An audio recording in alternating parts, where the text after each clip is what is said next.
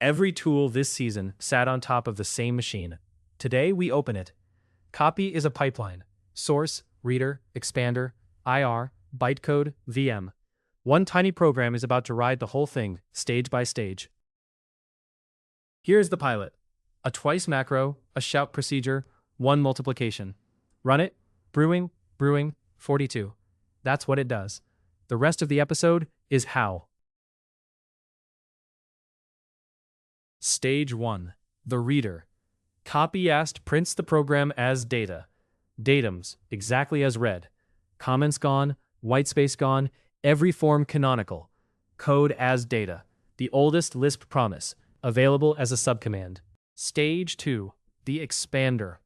Compare line 3. Our twice macro is gone. Begin, shout, stands where it stood. This is the machinery, expand showed us at the REPL last episode, applied to a whole file. After this stage, macros no longer exist. Stage 3. The IR, the tree the optimizer works on. A smaller file keeps both views on screen. Display 6x7. Before optimization, a call to star with constant 6 and 7.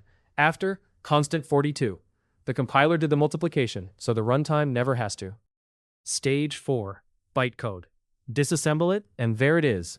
Load_const R1 42. The folded answer, baked in. One global call to display, a return. A register machine, exactly like Commodus showed us. And this is what the VM actually runs. And the receipt for the whole tour.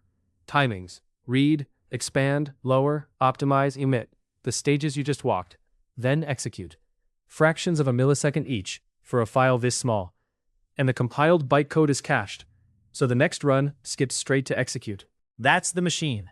Data in, datums, macros out, a tree that gets smarter, bytecode that runs. Next episode we step outside it, see on the other end of the FFI, and a native extension of your own. See you there.